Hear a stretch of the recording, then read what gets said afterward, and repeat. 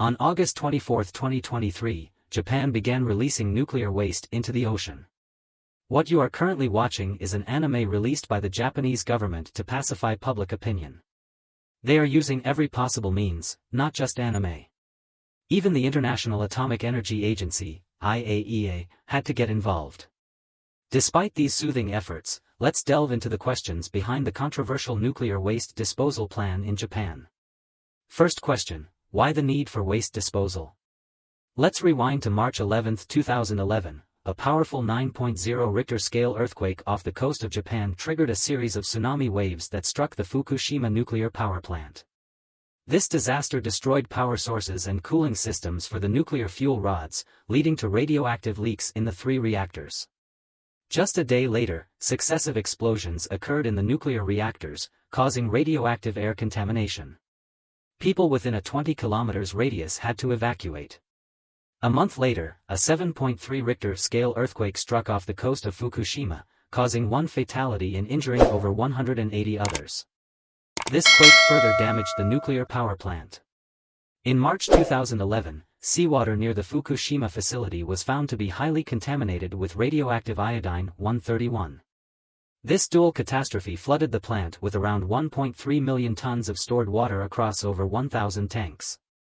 The Tokyo Electric Power Company, the plant's operator, implemented measures to control the daily generation of radioactive water during fuel cooling as well as rain and groundwater infiltration.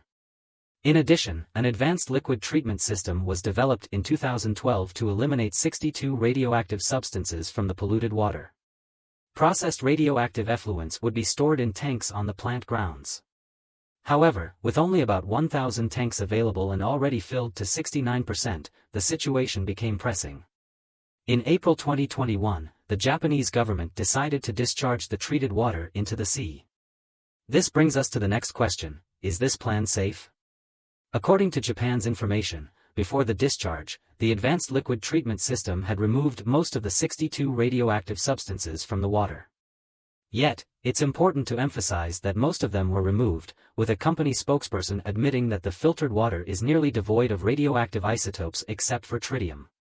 So, what is tritium? It's a radioactive isotope capable of emitting beta radiation, typically produced during nuclear decay of hydrogen.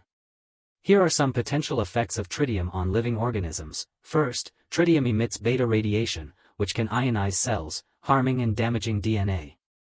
Second, the beta radiation from tritium can harm cells and damage genes. Prolonged exposure to tritium can increase the risk of various cancers, especially those related to blood and thyroid. Third, tritium can dissolve in water and be absorbed by food and organisms living in water environments, leading to its accumulation in the food chain.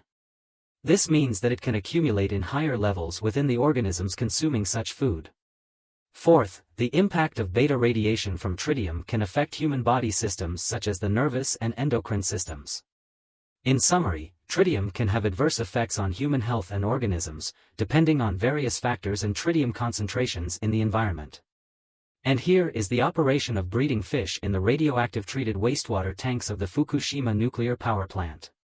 The purpose of this experiment is to assess the safety of the treated radioactive wastewater before it is discharged into the ocean. The results show that radioactive tritium does not accumulate significantly in the bodies of fish and has minimal effects on these organisms. This experimental fish breeding process has been monitored by the International Atomic Energy Agency, IAEA, for several months. The fish-rearing water is the treated wastewater from the Fukushima nuclear power plant, which has been filtered and diluted with seawater. But these are results over a few months. Beyond that, I am uncertain. Tokyo Electric Power Company will dilute tritium in the wastewater to levels much lower than Japan's national standards.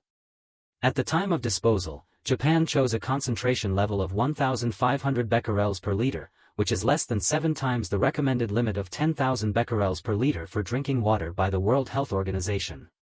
According to Japan's claims, it seems that this wastewater is purer than the water we drink daily. If they are correct, this leads us to the third question, why do neighboring countries react so strongly? In South Korea, many citizens have organized protests, including outside the Japanese embassy in Seoul. People have even stockpiled salt to avoid potentially radioactive salt in the future. Some are hesitant about consuming Japanese seafood and are considering sticking to Korean seafood. It's clear that the radioactive wastewater will spread across the Pacific Ocean. While the South Korean government's reaction is not as intense, China takes a different. Spokespersons from China's Ministry of Foreign Affairs accuse Japan of extreme selfishness and irresponsibility.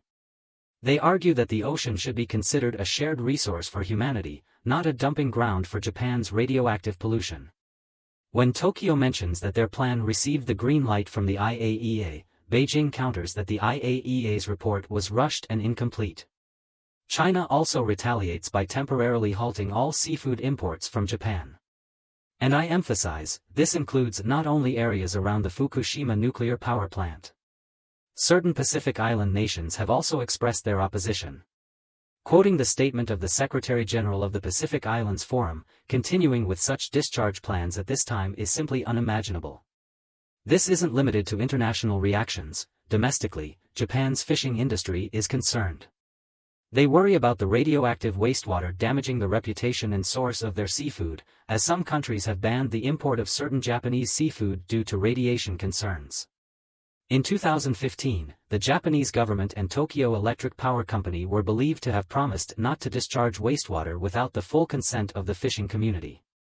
Now, many are frustrated because the plan is moving forward without full public consent.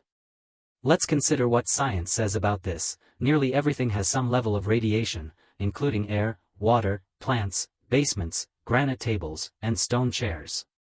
Even a long-haul flight registers a certain level of radiation exposure. For tritium, natural processes in the atmosphere generate between 50 to 70 beta-becquerels, equivalent to 140 to 195 grams of tritium per year. Currently, there's about 8.4 kilograms of tritium in the Pacific Ocean.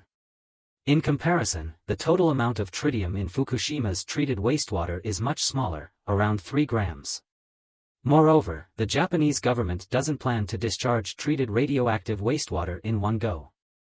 Instead, only about 0.06 grams will be released each year. This implies that the radiation content in the treated wastewater that Japan plans to release into the Pacific is just a drop in the ocean, quite literally. According to Professor Gene Smith, an environmental scientist at Portsmouth University, tritiated water can damage DNA if ingested, but it is a weak radioactive poison and doesn't bioamplify significantly in the food chain, so the risk is very low.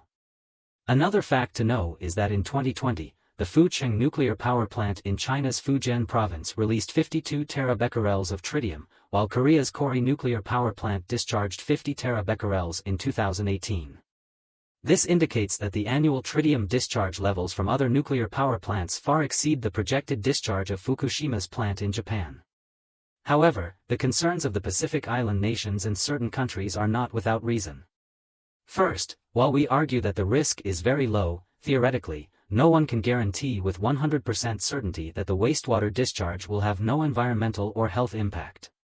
Specifically, the issue of tritium lacks a unified standard for what is considered safe. For instance, Japan sets its standard at 1,500 becquerels per liter, the World Health Organization at 10,000 becquerels per liter, while France's limit is only 100 becquerels per liter.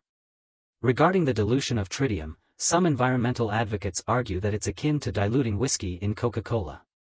This means that the alcohol content doesn't decrease because of the Coca-Cola, the tritium content remains intact, it's merely blended with a larger volume of water. Secondly, the world is already grappling with numerous crises, and adding another worry about the environment is simply unacceptable for many.